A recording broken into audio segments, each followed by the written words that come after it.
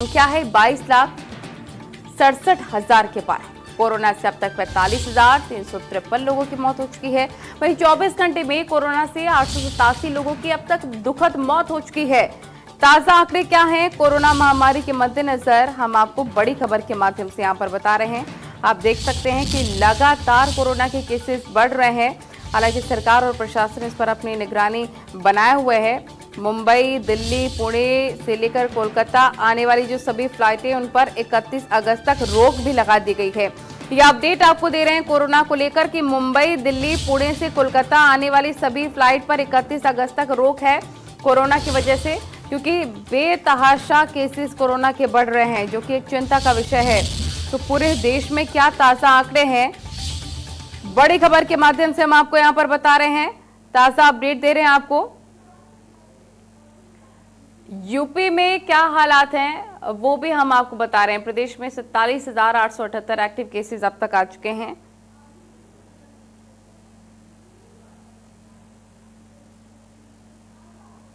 राहुल वाजपेयी तमाम जानकारी के साथ हमारे रिपोर्टर लाइव जुड़ गए। राहुल वाजपेयी, क्या ताजा स्थिति है, क्योंकि बेतहाशा केसेस यहां पर बढ़ते चले जा रहे हैं। अगर कानपुर की बात करी जाए, क्या परिस्थिति है? बेतहाशा केसेस कोरोना के बढ़ रहे हैं, जो कि एक चिंता का विषय है। पूरे देश में क्या ताजा आंकड़े हैं, बड़ी खबर के माध्यम से आपको यहाँ पर बता रहे हैं।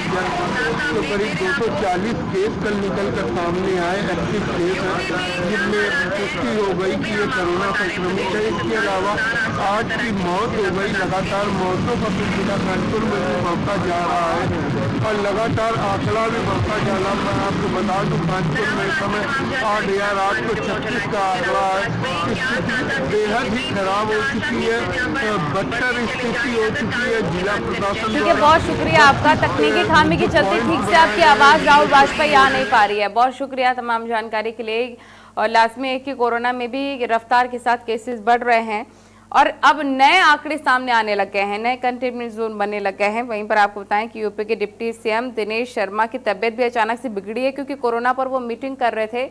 अभी क्या अपडेट है वो भी आपको यहाँ पर देंगे। तो यूपी में कोरोना के 4,197 नए केसेस सामने आ चुके हैं। प्रदेश में 47,878 एक्टिव केसेस हैं।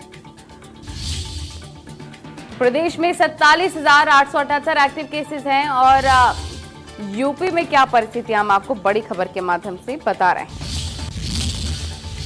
तो कोरोना से बेहाल लखनऊ, कानपुर और डीएम की मदद से तैनात होंगे 2 और आईएएस अधिकारी। बड़ी खबर आपको बता रहे हैं। कोरोना की वजह से राजधानी लखनऊ और कानपुर कोरोना वायरस के नए हॉटस्पॉट के तौर पर उभर रहे हैं। इसको देखते हुए प्रदेश सरकार ने दोनों जिलों में विशेष सचिव के तौर पर 2 अधिकारियों और तैनात करने का फैसला लिया है और इनका काम होगा इन जिलों के डीएम को सहयोग करना। अभिषेक हमारे रिपोर्टर लाइव तमाम जानकारी के साथ जुड़ गया। अभिषेक, अब बताया जा रहा है कि लखनऊ अब नए हॉटस्पॉट के तौर पर उभरने लग गया है।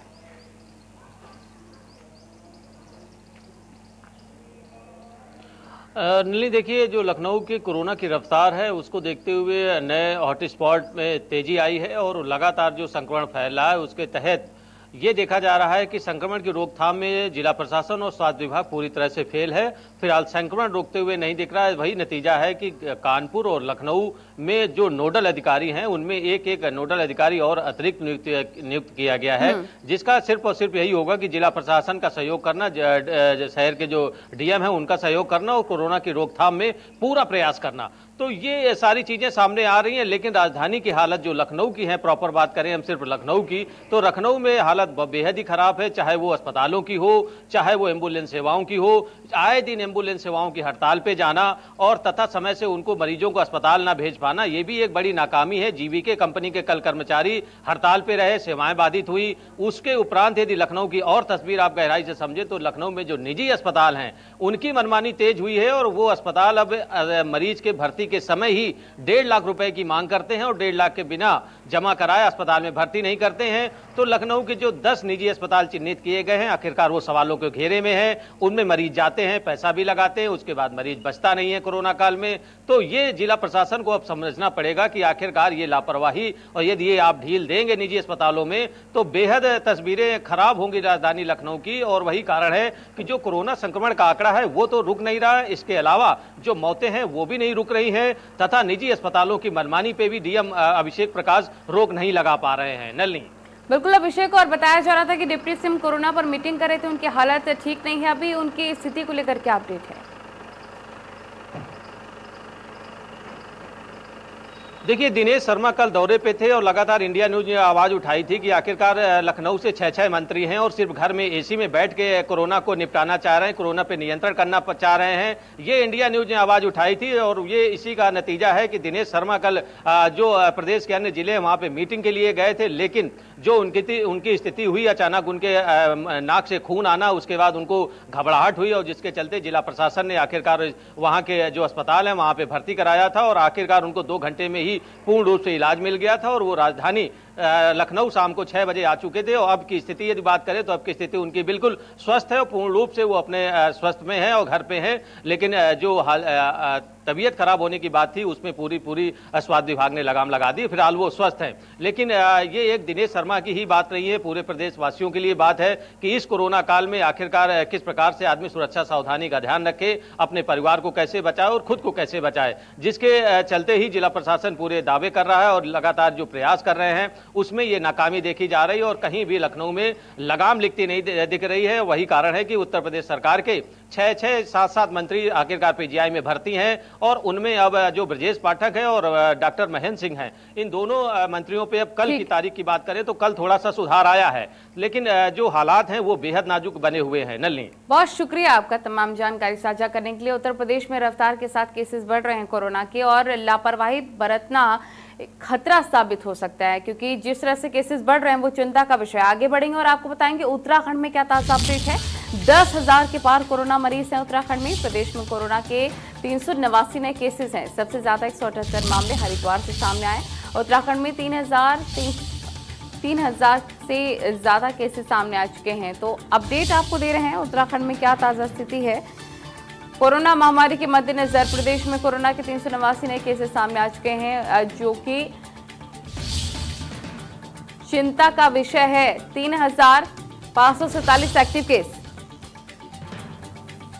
उत्तराखंड में कोरोना को लेकर क्या अपडेट है, बड़ी खबर के माध्यम से देखिए आपको ताजा आंकड़े हम यहां पर बता रहे हैं। 9 और कोविड मरीजों की मौत हो चुकी है, यही 24 घंटे के भीतर ही।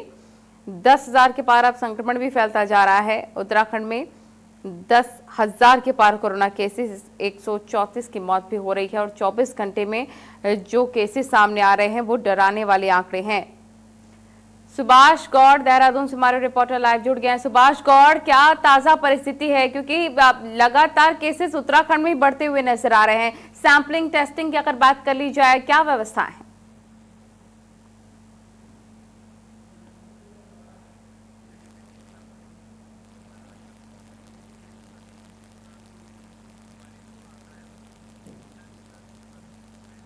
सुभाष गौड़ की आवाज हम तक नहीं पहुंच पा रही है, एक बार फिर से कोशिश करेंगे उनसे संपर्क साधने की।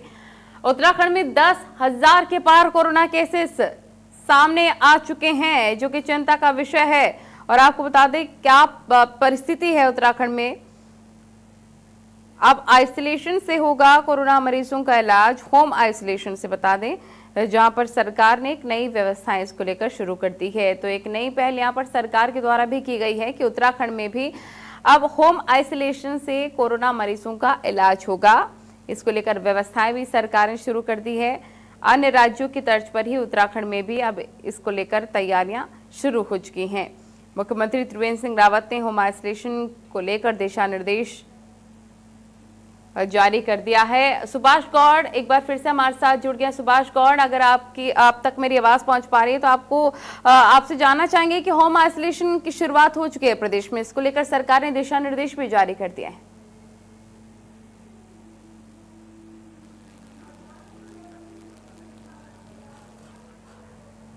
एक बार फिर से आपकी आवाज हम तक नहीं पहुंच पा रही है तकनीकी खामी के चलते। सुभाष गौड़, तो लगातार केसेस बढ़ रहे हैं और इसको लेकर सरकार भी अपनी नजर इस पर बनाए हुआ है। खबरों में आगे बढ़ेंगे। बांदा से बीजेपी विधायक ब्रजेश प्रजापति के साले ने गजब का कारनामा कर दिखाया है, जिसके बाद ब्रजेश प्रजापति के रसूख का जमकर इस्तेमाल भी किया गया और पीड़ित पक्ष को ही थाने में बंद करवा दिया गया।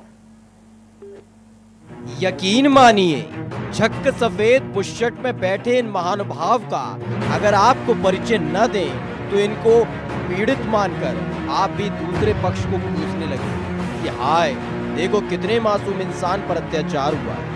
लानत मलानत करने का मूड बना रहे तो रुक जाइए। सिंहासन पर आसीन होकर अत्याचार की दास्तान सुनाने वाले का परिचय सुनिए। ये है बांदा के विधायक ब्रजेश प्रजापति।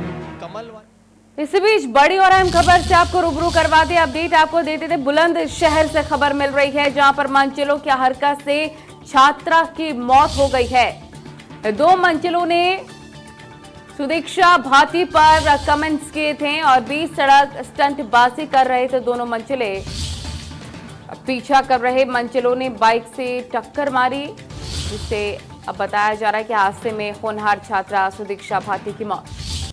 पुनीत हमारे रिपोर्टर फोन लाइन पर। पुनीत, ये क्या हो रहा है प्रदेश में? ये दुखद खबर अपने दर्शकों को बता रहे हैं कि छात्रा की मौत हो चुकी है मंजिलों की हरकत से। बिल्कुल, देखिए सही कहा आपने। जिस तरीके से बुलंदशहर में ये पूरा मामला देखने को मिला है, कहीं ना कहीं सुदीक्षा की अगर मौत की बात करें तो वो सुदीक्षा वो छात्रा थी जो भारत का नाम रोशन कर रही थी। साथ ही अमेरिका में एक कॉलेज में ये पढ़ाई कर रही थी और HCL कंपनी ने पिछले साल इसको 3 करोड़ 80 लाख रुपए की स्कॉलरशिप दी थी। जो बताया जा रहा है कि ये छुट्टी में आई थी, लॉकडाउन के चलते छुट्टी वहां हुई थी और 20 तारीख को इसको अमेरिका वापस जाना था। तभी ये अपने मामा के घर औरंगाबाद जा रही थी। परिजनों का जो आरोप है, जो इसके चाचा साथ थे, उनका ये कहना है कि 2 लोग मोटरसाइकिल सवार पर स्टंटबाजी कर रहे थे और छेड़छाड़ी कर रहे थे, कमेंट्स कर रहे थे और उन लोगों ने अचानक ही जाकर के मोटरसाइकिल के सामने ब्रेक लगा दिए, जिससे वहां एक्सीडेंट हुआ और सुदीक्षा की मौत हो गई। हालांकि पुलिस अधिकारी इस पूरे मामले में जांच की बात कर रहे हैं, लेकिन ये जांच कब तक हो पाएगी ये फिलहाल अभी कहना मुश्किल है। जी बिल्कुल, सीधे तौर पर अमेरिका के बॉब्सन कॉलेज में पढ़ रही थी, भारत का नाम भी रोशन कर रही थी, भारत सरकार उसकी पूरी पढ़ाई का खर्च भी उठा रहा था, लेकिन कितने दुख की बात है कि अपने ही देश में आने के बाद सुरक्षित नहीं रही वो। बिल्कुल, देखिए सही कहा आपने। जिस तरीके से इस छात्रा की, होनहार छात्रा की मौत हुई है, कहीं ना कहीं पुलिस प्रशासन पर भी सवाल खड़े उठते हैं। पुलिस प्रशासन इस बात को कह रहा है कि हम जांच कर रहे हैं, लेकिन ये जांच कब तक हो पाएगी जब परिजनों का साफ आरोप है, वो ये कह रहे हैं कि उन्होंने स्टंटबाजी करके वहां स्टंटबाजी कर रहे थे और छेड़छाड़ कर रहे थे और पुलिस तमाशीन बनी रही। मैं अभी ये भी बताना चाहूंगा कि लगभग 24 घंटे का वक्त बीतने वाला है और उन मंचलों की अभी तक पुलिस ने गिरफ्तारी नहीं की है। पुलिस यह कहकर अपना पल्ला झाड़ रही है कि हम जांच करेंगे, जांच के बाद में कार्रवाई करेंगे, लेकिन कार्रवाई कब तक हो पाती है ये सिर्फ कागजों में ही रह जाती है। फिलहाल की अगर बात करें तो मुकदमा दर्ज करने की बात कर रही है पुलिस। जी बिल्कुल, सीधे तौर पर बताया जा रहा है कि वो जो बाइकर्स हैं उनके खिलाफ केस दर्ज कर लिया गया है, जांच की जा रही है, लेकिन बेहद एक लड़की होने के नाते बेहद दुख वाली ये खबर है सीधे तौर पर कि एक महिला सुरक्षित नहीं है। इतनी होनहार बेटी आज खो दी देश ने। बिल्कुल, देखिए सही कहा आपने। जिस तरीके से इस होनहार बच्ची की मौत हुई है एक्सीडेंट में और छेड़छाड़ के चलते, लेकिन पुलिस इस बात को कह रही है, एसएसपी अपने बयान में एसपी सिटी अपने बयान में इस बात को कह रहे हैं कि ये एक्सीडेंट का मामला है। लेकिन जब परिजन इस बात को कह रहे हैं, क्योंकि प्रत्यक्षदर्शी मां है जो दूसरी मोटरसाइकिल चला रहा था, वो इस बात को कह रहा है कि हमारी बेटी के साथ में छेड़छाड़ हो रही थी, तो पुलिस इस बात को क्यों नहीं मान रही है? पुलिस कह रही है कि एक्सीडेंट हुआ है और इस मामले की जांच कर रहे हैं। अभी तक जो सूत्रों की जानकारी मिल रही है कि जो मामला है वो एक्सीडेंट में दर्ज हुआ है और पुलिस जांच की बात कर रही है। हो सकता है कि ये मामला छेड़छाड़ में बाद में तब्दील हो, लेकिन फिलहाल पुलिस की कार्यशैली पर सवालिया निशान भी है। अब देखिए, गाजियाबाद में भांजी की छेड़खानी से बचाने के लिए पत्रकार विक्रम जोशी के साथ भी ऐसा ही कुछ हुआ था, तो ये केसेस कितने भी हो जाए कोई सबक लेने वाली नहीं है पुलिस यहाँ पर। बिल्कुल, देखिए सबसे बड़ी बात यह है कि जिस तरीके से परिजन भी आरोप लगा रहे हैं, परिजनों का कहना है कि हमारी एक होनहार जो बेटी थी उसका अंत हो गया है, वो बेटी अब इस दुनिया में नहीं रही है। कहीं ना कहीं अगर सुमिक्षा जिंदा होती तो हो सकता है कि भारत का नाम वो ऐसा रोशन करती कि उसको भारत में एक इतिहास के पन्ने पर जो जोड़ा जाता।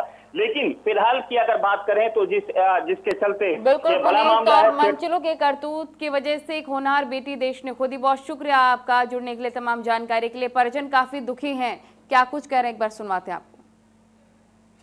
हम यहाँ से बच्चे को वो लेने जा रहे थे, हम कॉलेज से उसके टीसी लेने के लिए जा रहे थे। तो रास्ते में बीच में हम जाते तरफ तो हमने बुलंदशहर पार करा, तो चौराहा सब कोई गांव है ऐसे ही।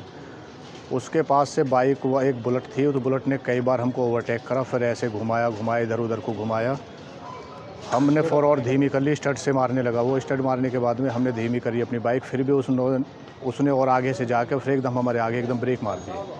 ब्रेक मारने के बाद में भी हमारी बाइक एकदम कंट्रोल से हो, उसमें ज़्यादा सीधी टक्कर लगी। सीधी टक्कर लगते ही मैं ऐसे ही गिर गया हूँ और मेरी भतीजी पीछे गिरी उस सर्स के उससे, और मैं पहचान नहीं पाया। ऐसा बुलेट थी केवल उसमें।